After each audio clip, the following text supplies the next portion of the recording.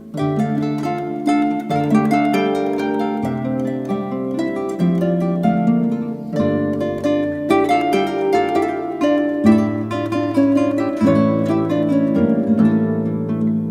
have time for just a few questions, and Randy, if you want to come up too, you can both take some questions. I love the Occupy movement because it really changed the debate in the country, right? You know, from this deficit nonsense that Paul Krugman never tires talking about, and I think correctly, to the 1%. That was great. But something about it was not great for me, which was because of some ideological ways that people looked at it, no top down, no issues, no nothing. How many members in the House of Representatives are Occupy? Zero is the correct answer. How many members of the House of Representatives were put there because of the Tea Party? How many what? Members of the House of Representatives were put there by the Tea Party. 155. So that's 155 to 0. That's not going to work. We need, if we're going to have a Occupy, let's make sure that we make it a political movement. They have the guts, you know, and I know this is going to offend some professors at Berkeley and others who have postmodern views of how people should organize. But as two people in Washington, we need members in the House of Representatives. We need people to go and vote, the wonderful mayor of Richmond. We need people like that all around the country. So I agree with you. Let's not just bring it to Washington, let's remake Washington with this.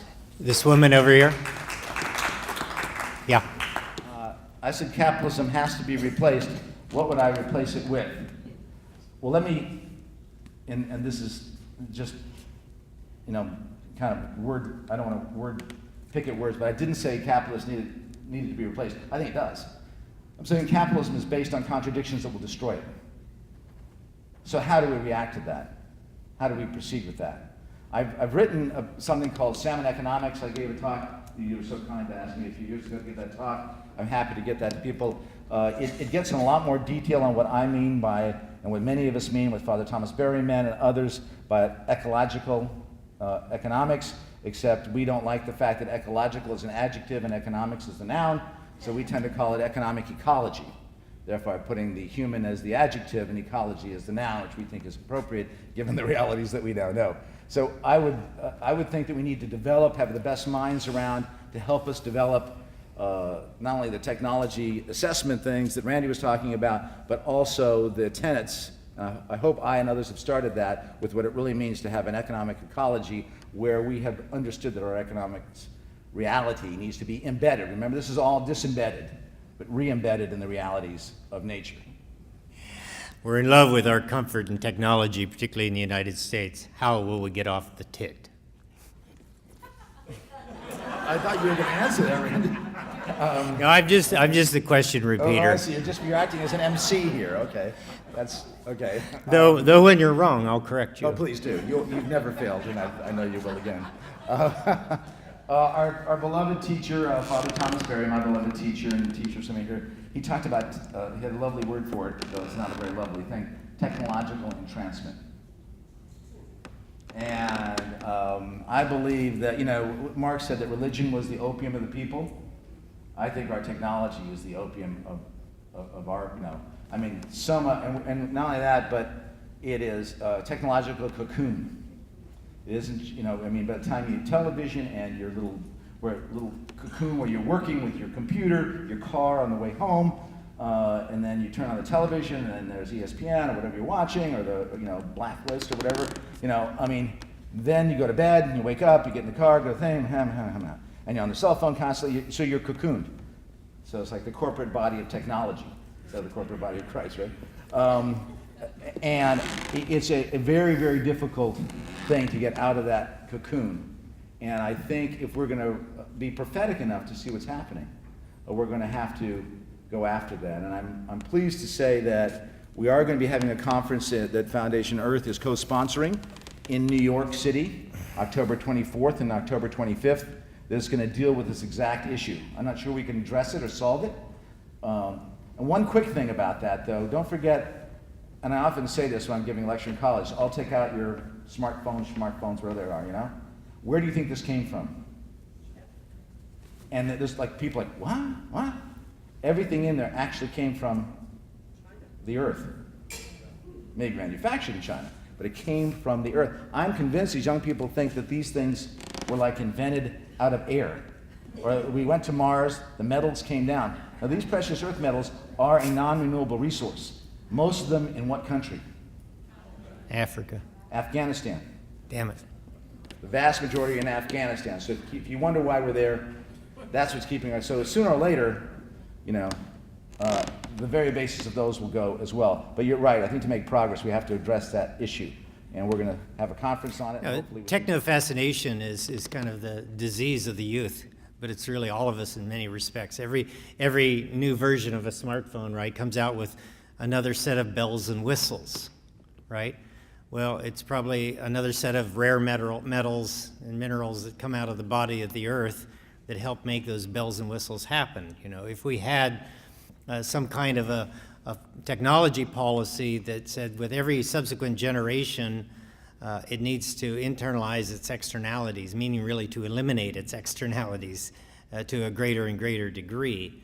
If you can still do the additional bells and whistles by producing less pollution externalities, that's the kind of policy that I'm looking at. Well, there's a number of obstacles to making the great change, the great ecological U-turn or societal U-turn or whatever image one wants to use. I'll shift the question around and tell you one of the things in our favor, and that's extreme weather events. It's kind of a sad strategy to have to fall back on, but when a Category 5 hurricane like Katrina hits, it catches hundreds of thousands, in fact, millions of people in the solar plexus around your sense of survival, right? And these extreme weather events are hitting at greater and greater frequency, really. What does that all mean? What does it mean? It actually means that the body of the earth is becoming spastic. That's what an extreme weather event is, right? It's an ecological spasm. Sometimes the front runner is an economic spasm that'll create an ecological spasm or vice versa. But the body of the earth, the biosphere, is getting spastic, and those extreme weather events are going to be motivating.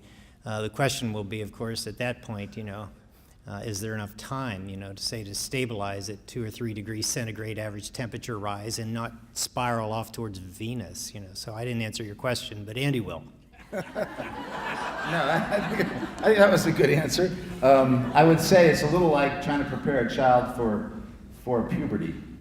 Having had 2 children of my own, it's pretty hard when they're 10, 11 and go, gosh, you have no idea what's about to happen to you. It's going to be totally changed. It's going to change everything. Here's some ideas that might help you get through this, as well as whatever you need for the acne. Great change is coming to us. Richard Heinberg talks about the end of the age of extraction, as did Father Thomas. We talked here about the end of the age of capital, which has gone, I think that chart shows what the heck's going on there. It's metastasizing. There's other systems that are failing. So the great change is going to come to us, but great change does not always lead, as we all know, to good things. If you look at the Weimar Republic, for example, in Germany, right? What happened after that? Hitler. And what are we seeing today? More xenophobia, more anti-immigrant, more right-wing people. We're seeing a return of religious fundamentalism, not just Islam, Pache Bilmar, but also Christian fundamentalism and other kinds of fundamentalism, even in Israel. So we know that that's one way. So it seems to us, since we know this great change is coming, where is our alternative narrative? What is our story? How do we diagnose the illness that's happened? And what is our story for a healthy way to proceed? That narration is not yet clear, both among us as the congregation in this church that we all share, and then as a congregation we go out. So we together, I think, need to do better. And I love this conference for this reason. And that's what we're trying to do in so many of our work. And we're doing Foundation Earth. What is the narration? How do we describe for people why they're going through this terrible, difficult times which are coming? And what's the way out? Because the way out will be saying, hey, that's what we did, and that didn't work. For instance, our relation to nature is commodity, it's going to work. Labor is going to work. This is the new pattern, and this is the narration that we will build together. We need that, because otherwise, because of this great, people want to blame somebody. There will be the same kind of blaming the Mexicans, blaming, you name it, China. There's going to be a lot of that going on rather than a healthy, regenerative narrative and an ecological narrative that I know that we all share. So how do we create that narrative in our books, in our articles, in our speeches? How do we get it out through great magazines? I know David Corton's here with Yes Magazine. I mean, how do we get that out? So I think that's our challenge. As this change comes to us, like puberty comes to a child, we need to have the narration that helps the larger community that's not as well versed in this as we are to understand what happened and where we need to go. That's our challenge, significant challenge. And we, I guess, can continue talking about it. In Georgia's opening remarks, she beseeched us to think about the importance of the media, right? And we used to call the media the free press, but now we call it the mass media, right? Something has happened.